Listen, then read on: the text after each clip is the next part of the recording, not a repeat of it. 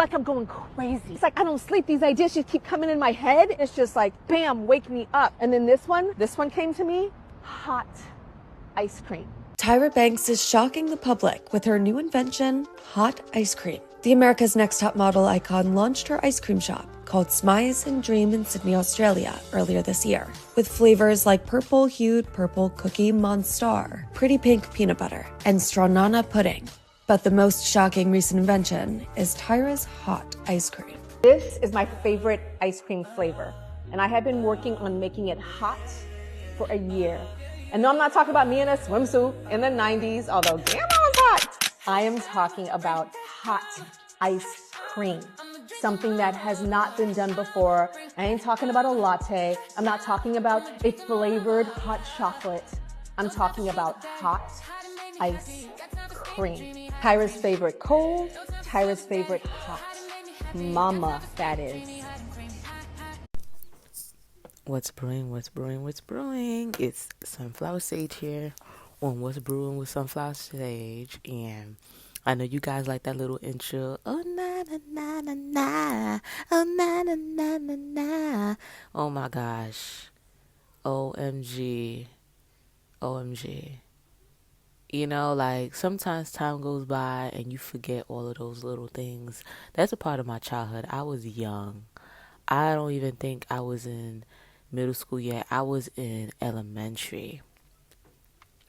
And wow, like I seen the intro, I heard the song, and it just brought me back to a time when things just seemed so simple and innocent, and you didn't have no stress, and everything just seems so much more together, or at least so seen on the surface. You know, as you get older, you realize more, and you realize things weren't always perfect even then, but I don't know, I still have appreciation for that particular time in life, you know, in pop culture. That was a time, man, that was a time of skinny jeans, Roxy sweaters, Juicy Couture, Maybelline lip glosses, drugstore makeup, lip smackers, Bratz dolls, candy, games, Tamagotchis. Like, that was a time to just relive and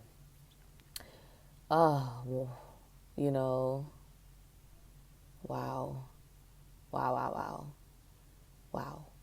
You know, I don't know. I feel like I need to go back and watch some reruns of American Next Top Model, but yeah, like nostalgia is definitely where I find a lot of comfort. There's not really a lot of TV shows I watch today. I don't watch I don't watch The Housewives, or, you know, I'm not really into those types of shows. I'm not really into reality TV. American Next Top Model is a little bit different because it's like a competition type of show, and it had suspense, and I don't know, it just kept you on the edge. It was interesting. Like, it was a good show aside from the controversy, but, you know, let's be honest. Let's talk about it, because I waited some time. I watched a couple of videos and opinions from other people, and I agree, you know, and I definitely saw those hints of, like, pretentious outrage. Like, yeah, I definitely do agree that people are pretending to be more outraged than they are. You feel me? Because Baddies definitely is a terrible show. It's a very dysfunctional and degenerate show. I don't watch that show. You know, watching women fight. That gives me like high school, middle school vibes. Like, and it's so sad because I feel like for a lot of black women and black girls, like this whole who's the best fighter, nobody could beat me. You know, you gotta prove how tough you are, or you gotta like earn your respect through fights. That gives me like high school and middle school vibes. You know what I mean? Like, oh, you know, and God forbid you get beat up, you know, there goes your reputation. You can't live that down.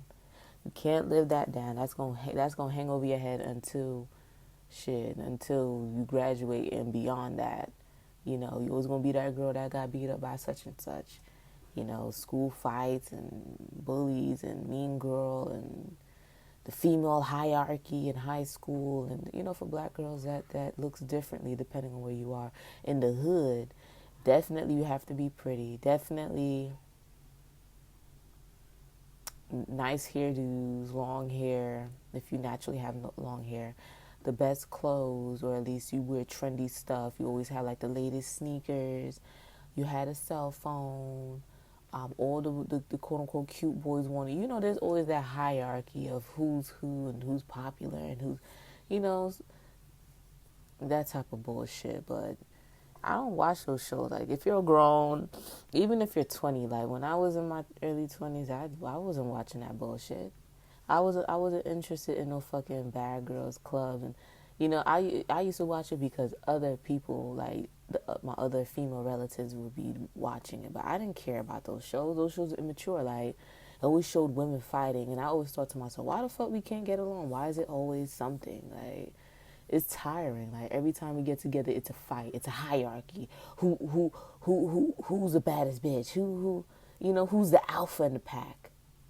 And it's just like, there's just some women who just feel like they have to be the one, and everybody else is a peon.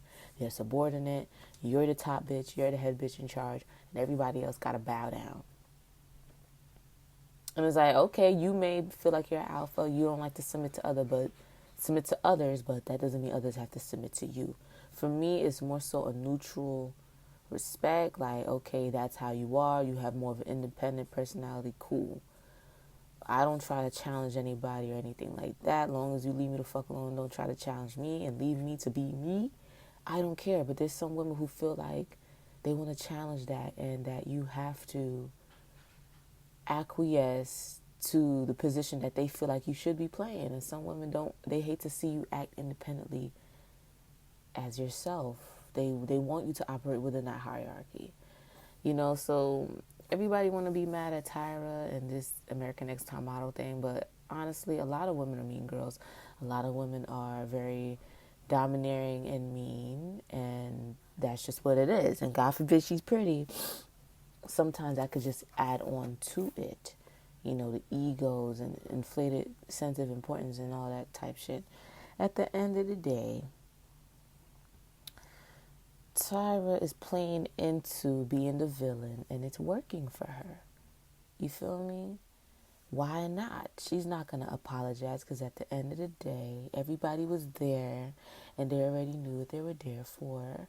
And if you were, being in your 20s and so excited that you jumped on a TV show without reading the contract, and you're mad now because you have nothing to show for it in 2026, that's on you. Unfortunately, back then, especially at the beginning of reality TV shows, it was a big thing for you to be chosen to be on a TV show. It was a big thing for you to be picked up by a record label. It was a big thing for you to be picked up by agencies if you were trying to do modeling or commercials or whatever career you were trying to embark on to get your name and your face out there. At the end of the day, it was very gate kept then, and it's still that way to today, in a sense. With social media has made it easier. You could basically be your own agency and put yourself out there. But they know what they're getting themselves into. And if they were so excited to be on TV and they just let everything else fall to the wayside, when it comes to boundaries, dignity, privacy, and protecting themselves on the show, then that's on them, in a sense. That's on them, because who's not up there? Eva is not up there. I don't think Takara was in the documentary. The people who won and have something to show for it, they're not there complaining. Everybody pretty much just did what they felt like they had to do because they wanted to stay on the show. And they were thinking about the long-term benefits of having exposure on the show. So they stayed and they stuck around despite production pushing the limits and doing things to keep viewers watching and creating shock value around the show. They accepted it. They didn't advocate for themselves, and they didn't understand the legalities that comes with all of this stuff. You got to know what you could get yourself into when you get into these shows, because from what I heard, they weren't being paid to be on the show. They were simply getting like a little allowance for groceries, like $20 or something like that per episode, or some crazy shit like that. And even after they left the show, they had to stay in the hotel for a period of time away from their family before they were able to reunite with the quote-unquote outside world after they left the show. So, you got to know what you're getting yourself into. You win an audition, they put a packet in front of you, a contract. You don't read through it. All you do is sign, because you don't want to take too long or seem hesitant. You don't want to lose your position, so you just sign away. You just sign your rights away. You sign into something that you don't fully understand until you're actually in it. And one thing you got to understand is not to, allow the fear of missing out to be your drive in any decision making that is life-changing. You can't do that to yourself because it comes with some long-term effects. It could be you missing out on money, missing out on opportunities, missing out on royalties, on ownership, and it's sad, but it is what it is. At the end of the day, like I said, there's a lot of women like Tyra who are mean girls, who are bitchs, who are domineering, and it's crazy because I was like, I know people don't like the whole horoscope thing, but I was looking at Tyra and I said, you know what? I don't really know much about her, like, where she grew up, her childhood, her introduction to the modeling world, how she got in and things like that, because she came up during the time where I was a child. I was born in the 90s. I was a baby. So, like, you grow to know who she is as you get older, and then the women around you telling you, like, yeah, she's one of the, models of this era of the 90s. But her and Miami Campbell's, like, you learn who they are through pop culture, not necessarily because you had done your independent research. So, my introduction to her really was TV, was her show, was American Next Top Model, her talk show, Tyra Banks show. That was my introduction to her. And also the movies that she's done, playing a cameo or playing a role. I think the movie called Real Life or whatever, where she was a doll, like, that was a movie that was a part of my childhood. And, we liked that movie growing up. Me and my cousins, we liked that movie, watching that movie. And Tyra, I was just like, let me look up some stuff about this woman. I said, for whatever reason, I feel like she is either a Leo, a Sagittarius, a Gemini, or maybe an Aries. But I said, something is telling me that she is definitely leaning into the Sag or the Leo. And I really felt strongly it was Sagittarius. So when I looked it up and it was confirmed that she is indeed a Sagittarius, I was like, wow, that explains a lot about her personality and how she just operates. The polar opposite of a Sag is a Gemini. Two-Face, right? And Miami Campbell's is a Gemini. And opposite Gemini is a Sag. So, it's funny how they basically, I don't know, did they work together, or was she a mentor to Tyra? I don't really know. I haven't done my research on that. But they definitely have had interactions with each other, and it don't seem like it was the most positive from what I heard. Tyra has said, Miami wasn't really kind to her, and I don't know if there was jealousy or like some sort of top power dynamic that went down. But, yeah. It is what it is. I mean, everybody in this, from the judges to the contestants, were all complicit.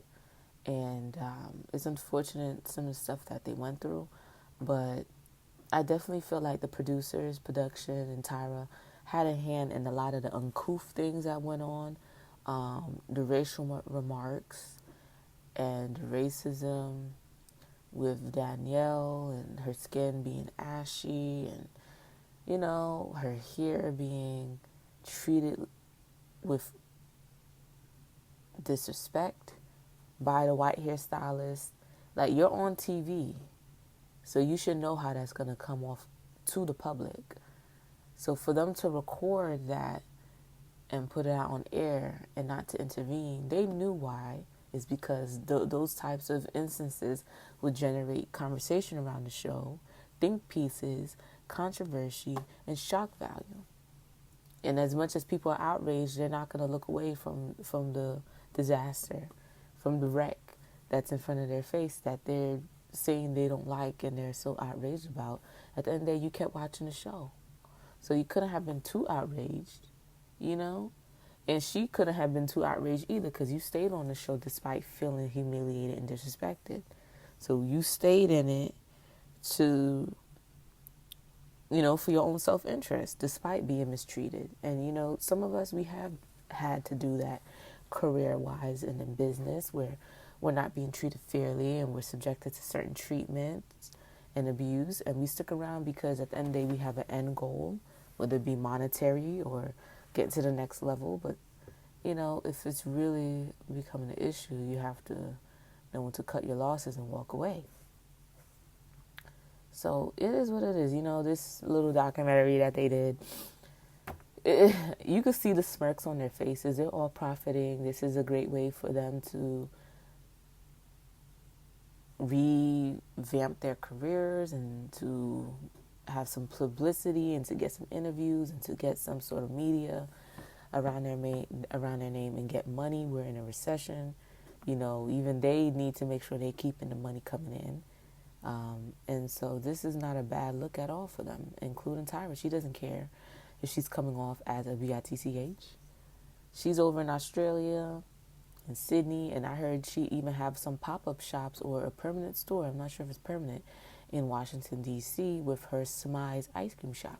And clearly it's good because Keith Lee went through there and he gave his honest opinion, and the ice cream looks great, the flavors look great, and I haven't heard anything bad about it. The concept and how she marketed it was really weird, saying it's hot ice cream and everything like that, which people find ridiculous, including myself, because what the fuck?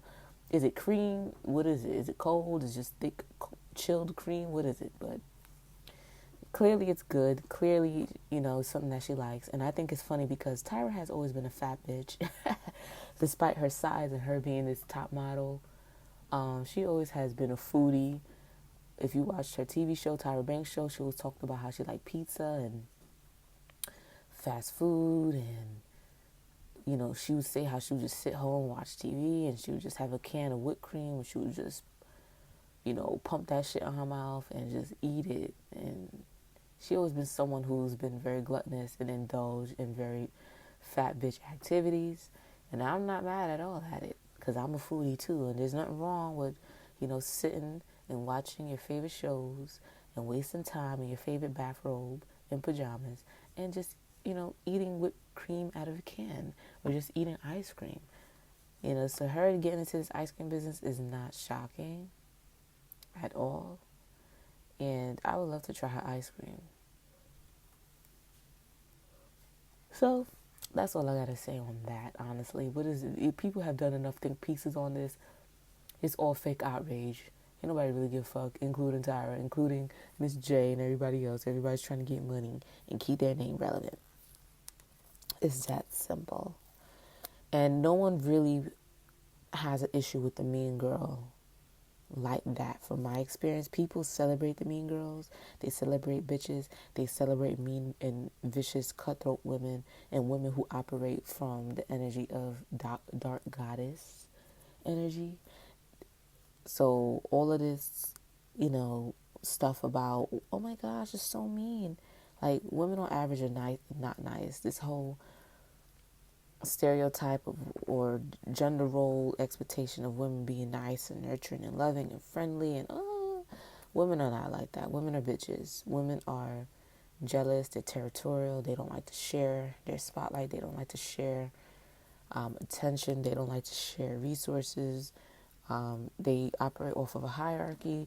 Women always, for the most part, need to compare themselves to someone else who they feel is less than them or not doing as good as them to validate themselves and their egos and self-esteem. So there's really nothing to see here. At the end of the day, women will continue to be women just like men will continue to be men. And that's just what it is. So, hey, eat your fucking ice cream and going about your business. We go pretend like we mad, we're not. Next case. And that's all I gotta say on that. Bye, bitches.